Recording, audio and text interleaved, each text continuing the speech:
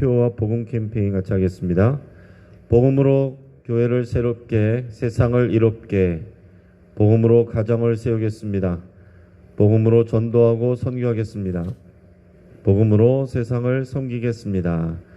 아멘. 이번 주 묵상 말씀 요한복음 14장 6절 우리 세 번 같이 하겠습니다. 예수께서 이르시되 내가 곧 길이요 진리요 생명이니 나로 말미암지 않고는 아버지께 올 자가 없느니라. 예수께서 이르시되 내가 곧 길이요 진리요 생명이니 나로 말미암지 않고는 아버지께로 올 자가 없느니라. 예수께서 이르시되 내가 곧 길이요 진리요 생명이니 나로 말미암지 않고는 아버지께로 올 자가 없느니라. 아멘. 하나님께서 오늘 우리에게 주시는 말씀은 레위기 23장 15절에서 25절까지의 말씀입니다. 자, 오늘 본문을 통해서 여호와의 절기 2 우리 77절과 나 8절에 대한 말씀을 우리 함께 나누겠습니다. 여러분, 이스라엘의 절기는 크게 두 가지 종류로 나눌 수 있습니다. 하나는 봄의 절기고 하나는 가을의 절기입니다. 이 봄의 절기는 음력 1월, 그러니까 히브리력으로 음력 1월인 니산월에 모여 있는데, 이때의 절기들은 유월절, 무교절, 그리고 초실절입니다. 그리고 오늘 본문에 나오는 77절까지 봄의 절기로 여겨집니다. 이 77절은 실제로 니산월에 있지 않지만, 그러나 첫 번째 수확을 하나님께 드린 초실절의 의미가 이제 완성되는 것이 이 77절이기 때문에 봄의 절기로 이렇게 분류가 됩니다. 또 한편 가을의 절기는 히브리력으로 음력 7월, 티슈리월이라고 하는데, 이때 드려지는 나팔절, 대속제일, 초막절입니다. 이스라엘 사람들은 이 나팔절을 새해로 여깁니다. 그래서 로시 하사나라고 해서 현대까지도 이때를 새해로 이제 지키고 있습니다. 그래서 오늘 본문에서는 이 봄의 절기인 77절과 그리고 가을의 절기이자 새해를 알리는 이 나팔절에 대한 내용을 다루고 있습니다. 이 77절과 나팔절도 다른 절기처럼 예수 그리스도와 영적인 의미로 다 연결이 됩니다. 여러분께서 그것을 잘 이해하실 수 있길 바랍니다. 먼저 77절에 대해서 우리 15절 16절 말씀을 같이 읽겠습니다. 안식일 이튿날 곧 너희가 요제로 곡식단을 가져온 날로부터 세어서 7 안식일의 수요를 채우고 7 안식일 이튿날까지 합하여 50일을 계수하여 새 소재를 여호와께 드리되. 아멘. 자, 15절에서 말하는 안식일 이튿날 곧 너희가 요제로 곡식단을 가져온 날, 이날이 무슨 절기입니까? 이게 초실절이에요. 처음 익은 보리 곡식의 첫 단을 하나님께 드린, 처음 열매를 드린 이때가 초실절이고, 이때부터 이제 7일씩 7번을 센 것, 그래서 그 이튿날, 그 50번째 되는 날에 이 77절을 제사를 드리는 것입니다. 신약시대에는 이 77절을 오순절이라고 불렀어요. 구약시대에서는 이제 77절이라고 부르고, 신약시대에 와서는 오순절이라고 부르게 됩니다. 자, 예수 그리스도와 연결해서 영적으로 해석하면 이렇습니다. 자, 예수님은 6월절에 십자가에서 죽으셨어요.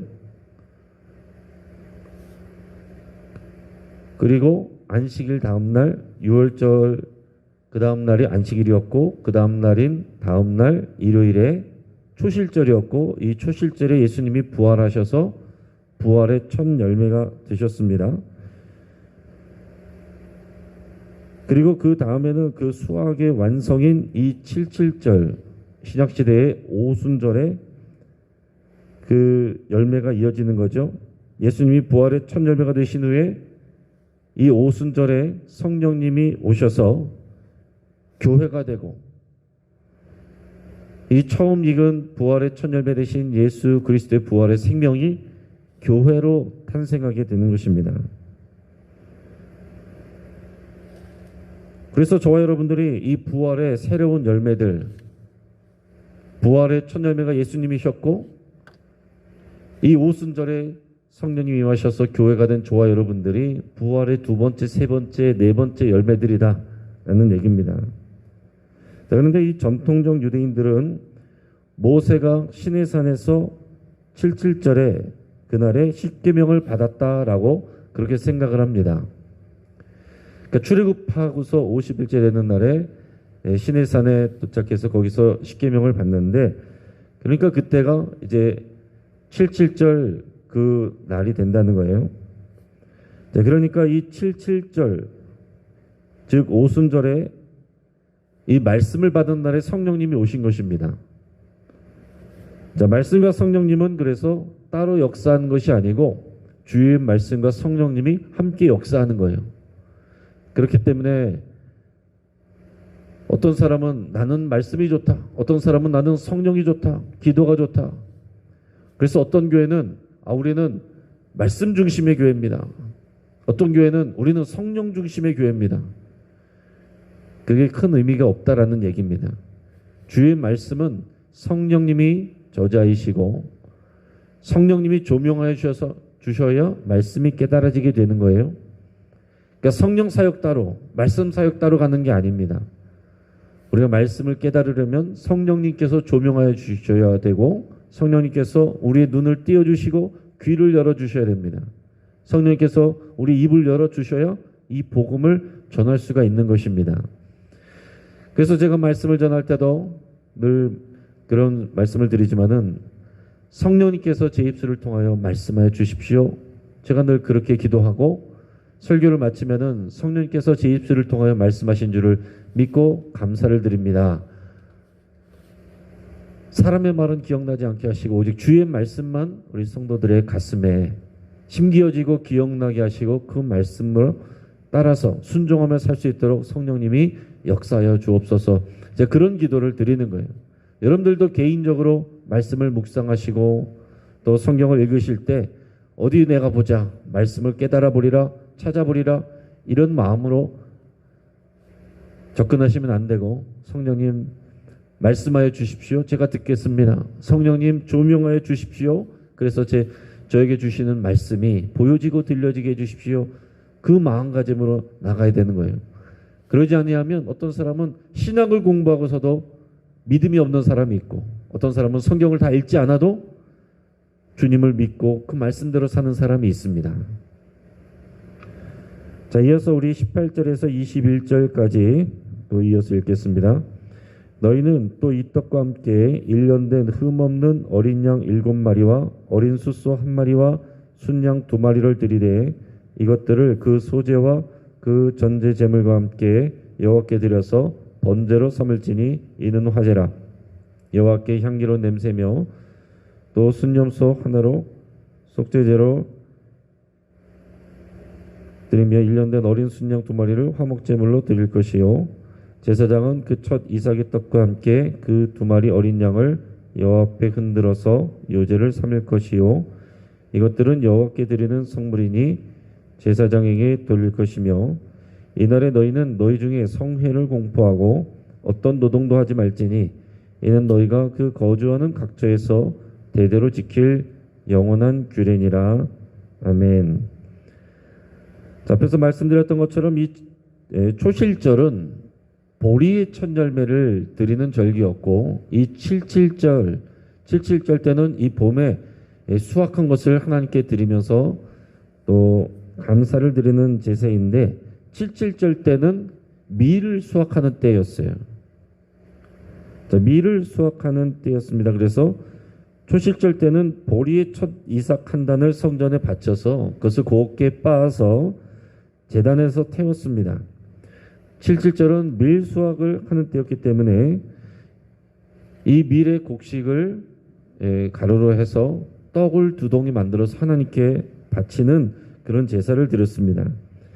자, 이스라엘 백성들에게는 실제 주식으로 먹는 것이 보리보다는 밀이었어요.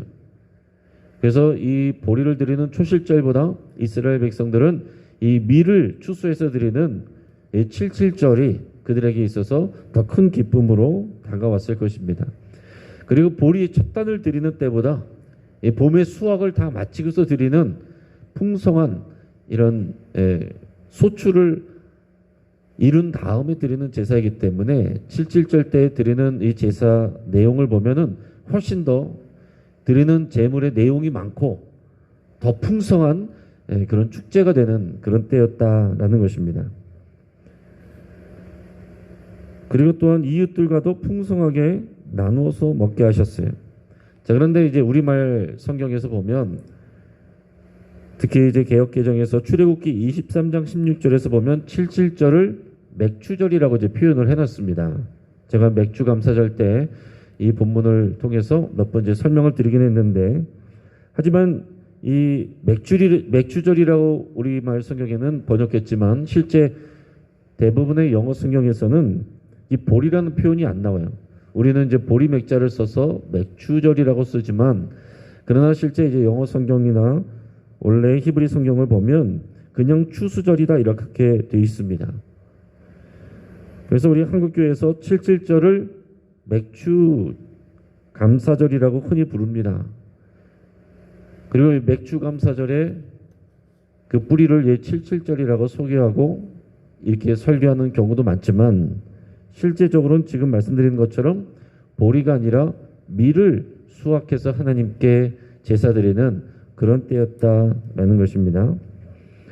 자, 칠칠절 때는 고운 가루 10분의 2 에바로 만든 2개의 떡을 소제물로 하나님 앞에 드립니다. 그리고 16절에서 보면 이 새 소제를 드린다고 했는데, 처음 소제는 이 초실절 때 드리는 보리곡식이고, 새 소제로 드린다라는 것은 이 칠칠절 때 밀을 수확해서 드리는 것을 의미하는 것입니다. 자, 이 떡 2덩이만 드리는 것이 아니라 여기에다가 1년 된 흠없는 어린 양 7마리, 어린 숫소 1마리, 순양 2마리를 또 이 소제와 함께 그리고 포도주를 부어드리는 전제와 더불어서 제단에 태워 이제 하나님께 드립니다. 자, 이어서 22절 말씀을 우리가 같이 읽겠습니다. 자, 너희 땅의 곡물을 벨 때에 반 모퉁이까지 다 베지 말며 떨어진 것을 줍지 말고 그것을 가난한 자와 거류민을 위하여 남겨두라. 나는 너희의 하나님 여호와이니라. 아멘. 자, 이날은 이스라엘 백성들이 다 함께 기뻐하는 풍성한 추수절이기 때문에 가난한 자와 이 거류민들, 사회적 약자들을 돌보고 그들과 함께 그 기쁨을 나누라. 이것이 하나님의 명령입니다. 추수할 때 반 모퉁이까지 그냥 싹 다 베지 말고 남겨두라는 거죠. 그런 사회적 약자들이 먹을 수 있는 것들을 남겨두라는 거예요. 떨어진 것도 줍지 말아야 된다. 다른 사람들을 위해서 배려해라 라는 것입니다. 사회적 약자들을 돌보고 그들과 하나님의 은혜와 기쁨을 나누는 일, 이것은 하나님이 명하신 매우 중요한 일입니다. 그래서 여러분, 그리스도인들은 어디 가서 내가 가장 좋은 것을 가져가려고 그렇게 너무 노력하지 마세요. 다른 사람들이 더 좋은 거 가져가도록, 과일 가게 가서도 그냥 끝에까지 다 파헤쳐가지고 밑에 거서 좋은 거 가져가지 마시고, 내가 좀 덜 좋은 걸 가져가야 다른 사람이 더 좋은 걸 가져갈 거 아닙니까? 그래서 어떤 교회는 그런 운동을 하는 교회도 있다고 들었어요. 손해보는 운동, 다른 사람들이 더 가져갈 수 있도록 하는 운동. 또 어떤 곳에서는 이제 음식들을 같이 나눌 수 있는 이제 냉장고를 만들어서 지역에 어려운 사람들이 누구나 필요한 사람들이 가져갈 수 있도록 함께 나누는 그런 이제 냉장고를 만들어서 지역에 어려운 사람들과 나누는 그런 경우들도 있습니다. 자, 우리도 이런 사랑의 건강식을 하는 이유도 이런 하나님의 마음과 명령이 사회적 약자들과 어려우신 분들과 함께 이런 우리의 풍성한 은혜와 기쁨을 나누라고 하는 것이 하나님의 말씀이고 뜻이기 때문에 우리가 거기에 다 충성을 하고 거기에 우리가 순종을 하는 것입니다. 우리가 편하게 우리만 생각하면은 얼마든지 편하게 살 수 있죠. 그러나 하나님의 뜻은 먼저 거둔 사람이, 많은 것을 소유한 사람이 적게 거둔 사람, 사회적 약자들을 돌보고 배려하는 것이 이게 하나님이 원하시는 거룩한 공동체와 사회의 모습입니다. 자, 이어서 우리 나팔절에 대해서 우리 같이 읽겠습니다. 23절에서 25절까지 말씀을 우리 같이 읽겠습니다. 여호와께서 모세에게 말씀하여 이르시되 이스라엘 자손에게 말하여 이르라. 일곱째 달 곧 그 달 첫날은 너에게 쉬는 날이 될지니 이는 나팔을 불어 기념할 날이요 성회라. 어떤 노동도 하지 말고 여호와께 화제를 드릴지니라. 아멘. 자, 일곱째 달의 첫날. 그러니까 이 티슈리얼 히브리력으로 7월 1일을 말합니다. 이 7월 1일이 이스라엘에서는 음력 7월 1일이 그들의 새해입니다. 이날을 나팔절이라고 하는데 이날 제사장은 양각 나팔, 쇼파르라고 하는데 이 양이 뿔로 만든 큰 뿔로 만든 나팔을 붑니다. 그래서 새해가 시작되었음을 알려요. 이날은 안식일처럼 이스라엘 백성들은 노동을 하지 말고 성회로 모여서 하나님 앞에 제사 드리고 예배해라 그랬습니다. 그리고 제사를 드리는 방식은 6월절이나 7.7절에 바친 이런 제물의 내용과 동일하게 진행하라고 그러셨습니다. 자, 이 나팔절을 영적으로 해석하면 예수 그리스도와 연결해서 우리가 해석을 하면 예수님이 마지막 재림하실 때를 우리가 생각하게 됩니다. 나팔 소리와 함께 예수님이 재림하시는 거죠. 예수님이 재림하시면 나팔을 불 때 새해가 시작되는 것처럼 영적인 새로운 시대가 시작이 되는 것입니다. 이 땅, 이 세대의 날이 다 끝나고 하나님 나라의 완전한 새해가 시작되는 것이 예수님 오실 때 나팔 불 때입니다. 그러면 재림하신 예수님이 오셔서 이 땅의 모든 사람들을 심판하시게 되고 하나님의 백성들은 새로운 출발, 새로운 하나님 나라의 영원한 나라를 이제 출발하게 되고 그때가 이제 새로운 영적인 새해가 된다라는 뜻입니다. 이제 말씀을 정리하겠습니다. 7.7절은 밀을 수확하고 하나님께 감사드리는 절기입니다.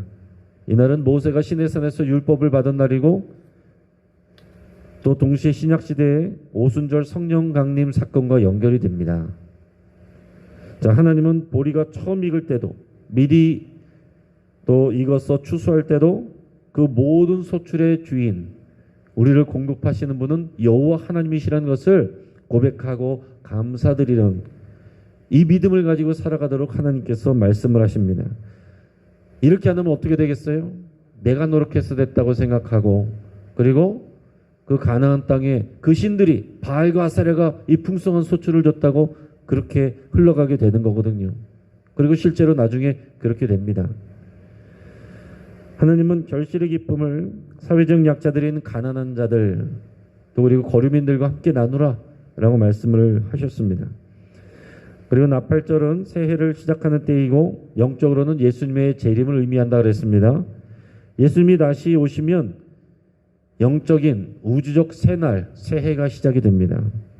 이스라엘 백성은 이 나팔절의 모든 노동을 내려놓고 하나님께 전적으로 예배하면서 함께 모여서 축제하고 기뻐합니다. 하나님을 온전히 예배합니다. 그것이 하나님이 주시는 온전한 안식을 누리는 거예요. 교회는 예수님의 십자가의 죽음과 부활, 성령 강림 사건과 교회의 시작 그리고 예수님의 재림을 소망해야 됩니다. 이 성경에 나오는 구약의 절기들 우리랑 아무 상관이 없다.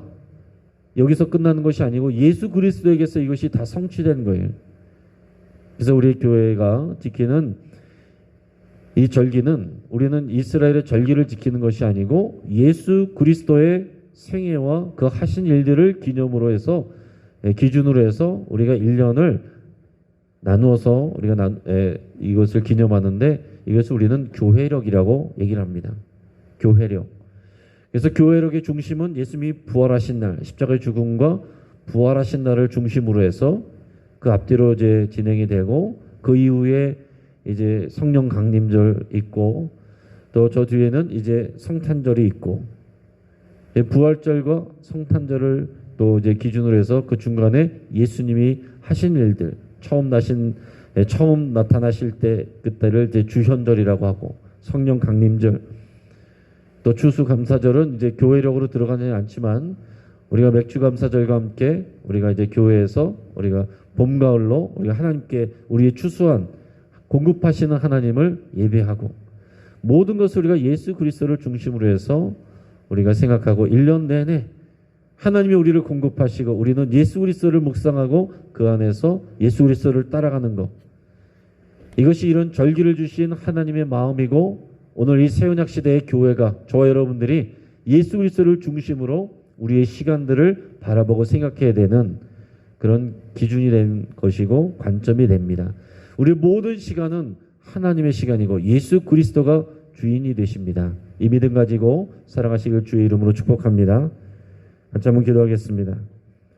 우리 말씀을 붙잡고 함께 기도할 때 우리의 모든 소출과 열매는 하나님이 주시고 하나님이 공급해 주신다는 것을 믿고 감사를 하나님께 드릴 수 있길 바랍니다. 내가 잘나서, 내가 수고해서, 내가 노력해서 내가 다 만들어내는 것이 아니라 하나님의 은혜입니다. 이렇게 고백하시길 바랍니다. 또 우리 주변의 사회적 약자들을 돌보고 섬기기로 그렇게 결단하며 기도할 수 있길 바랍니다.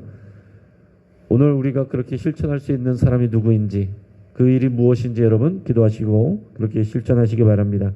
또한 모든 시간을 예수 그리스도를 중심으로 해석하고 바라보기로, 또 그런 지혜를 우리 성령님께서 주시기를 우리가 여러분 기도하시기를 바랍니다. 우리 가정을 위해서 기도할 때 사랑하는 가족들이 예수 그리스도를 중심으로 세상을 바라보고 시간을 바라볼 수 있기를 위해서 여러분 함께 기도하겠습니다. 또 우리 환우들을 위해서 우리 함께 기도하겠습니다. 지금 이미식 권사님 발골절돼서 깁스하고 있고, 또 이정도 권사님 발가락 골절돼서 깁스하고 계시고, 또 정진숙 집사님 발목 골절돼서 입원해 있습니다. 또 그 외에 여러 환우들을 위해서 아프신 분들, 또 여러분의 아픈 부위를 치유를 위해서 여러분 같이 기도하시고, 마지막으로 이 나라의 대통령과 이 정부와 정치인들에게 하나님께서 지혜와 겸손을 주시기를 위해서 함께 기도하겠습니다. 사람의 생각과 뜻으로 되어지는 일들이 아닙니다. 이 나라의 민족을 하나님께서 운영하시고 지켜주시기를 정말 간절한 마음으로 우리 함께 기도하겠습니다. 우리 주여 한번 부르짖고 합치면서 함께 기도합니다. 주여